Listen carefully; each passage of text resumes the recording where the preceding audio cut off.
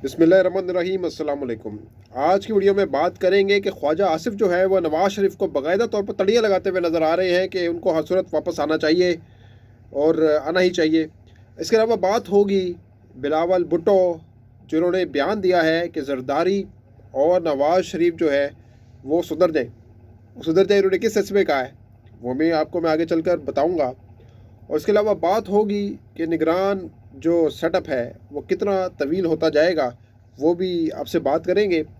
लेकिन सबसे पहले बात कर लेते हैं कि ख्वाजा आसिफ जो है उन्होंने एक स्टेटमेंट दिया है कि नवाज शरीफ को तो आना चाहिए, भाई सितंबर में वापस आना चाहिए, अगर इलेक्शन मुहिम में हिस्सा लेना है तो ये है वो है फ्लाई।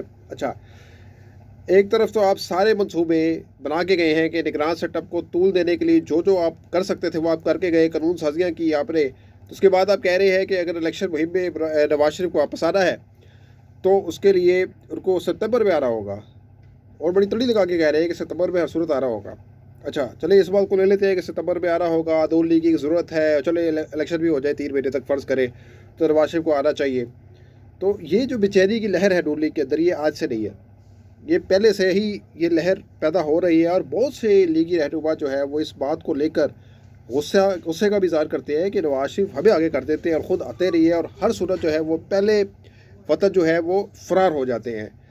तो आपको मैं अगर ये बताऊं कि जो ख्वाजा आसिफ ने जो बात की है वो इसी पर्सपेक्टिव में भी अगर इसको लिया जाए तो फिर इसका यही पता है कि नवाज शरीफ बिगौड़े हैं और हमेशा भाग जाते हैं। अब प्लेटलेट्स का बहाना लेकर वो भाग गए, तो दूसरी जानिब इमरान खान को कहा जाता रहा कि ये बकोड़ा है, ये जेल में टिक नहीं सकता। और अभी भी कुछ लफाफा सहाफ़ी ये जो है न्यूज़ दे रहे हैं, ये ख़बरें फैला रहे हैं जाली के जी वो रात को सोते रही थे और वो उड़ जाते हैं, उनको देरा फील हो रहा है, वो जेल से निकाल लो वाली बात। भाई जेल में कौन रहना चाहता है? जेल में तो कोई सियासतदान नहीं रहना चाहता। तो वहाँ शरीफ भी 1-2 दिन रहे थे, इसके बाद उनके प्लेटलेट्स गिर गए थे ना, ख़त्म हो गए थे प्लेटलेट्स उनके, वो उनकी रगें बाहर आ रही थी, उनकी शरियानें जो थी वो फड़फड़ा रही थी, ठीक है, उनका दिल गुर्दा फेफड़े कलेजा मुँह को आ रहा था। तो वो भी इस तरह की सिचुएशन भी हमने देखी है। इमरान खान ने कोई इस तरह नहीं किया, उन्होंने नहीं कहा कि मुझे लंदन जा रहा है। लंदन जाने की बात होती तो वो बहुत पहले ही डील करके निकल जाते, उनको वो ऑफ़र भी थी बकौल उनके कि उनको कहा जा रहा है, लेकिन वो नहीं जा रहे ना, वो जाएंगे। उनका सब कुछ पाकिस्तान में है, जीना मरना पाकिस्तान में है।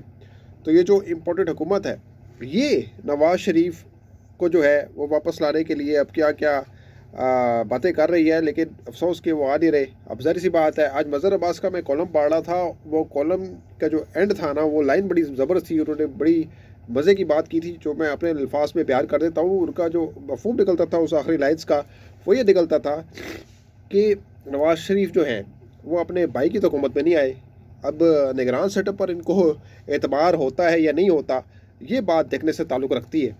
तो ज़ाहिर सी बात है, एक बंदा अपने भाई के हुकूमत में नहीं आया, दौरे हुकूमत में नहीं आया, तो निगरान सेटअप में वो कैसे आएगा, ये देखने से ताल्लुक़ रखती है बात वैसे। क्योंकि अभी भी कहीं ना कहीं इनके दिलों में ये बात है कि कहीं इमरान खान उठ के ना आ जाए। अभी भी इनको ख्वाब आते हैं, टोने टोने ख्वाब आते हैं, एकदम से शहबाज शरीफ चौंक के उठ के बैठ जाते हैं कि यार मैंने इमरान खान को बाहर आता देखा है।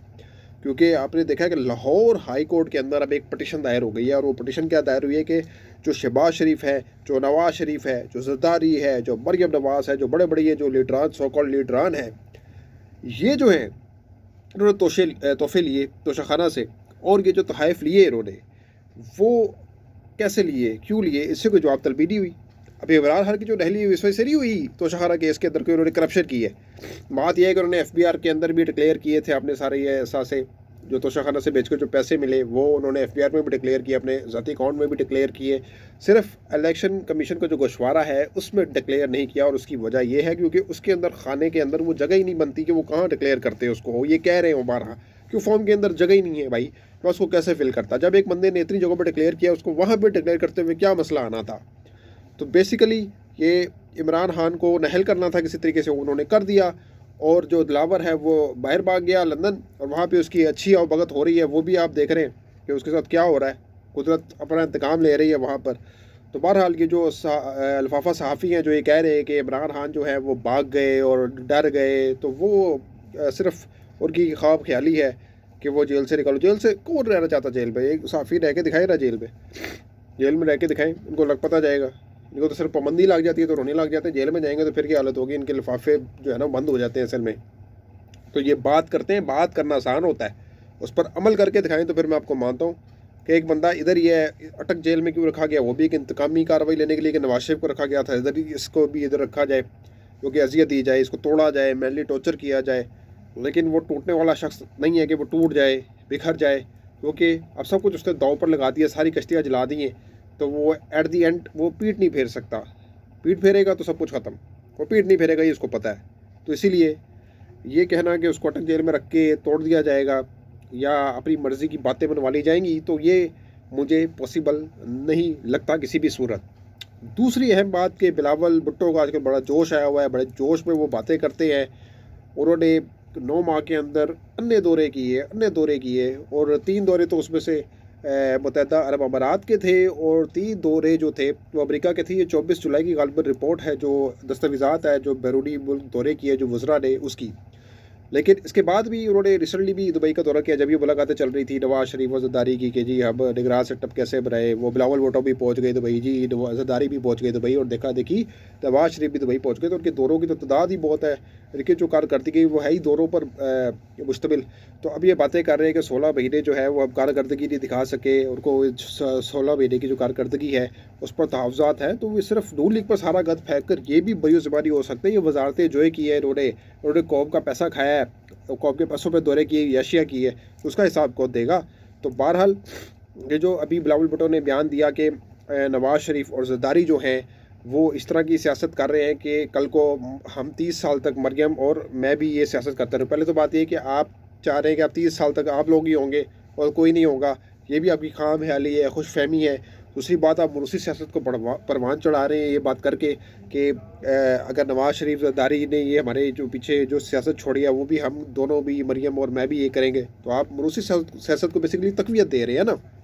तो ये आप कहकर क्या साबित करना चाहते हैं, और इस टाइप पे ये बयान देने से आप ये तासुर देना चाह रहे हैं कि मैं तो अपने अब्बा जी के भी खिलाफ खड़ा हो गया हूँ, नवाज शरीफ के भी खिलाफ खड़ा हो गया हूँ। तो ऐसा नहीं है।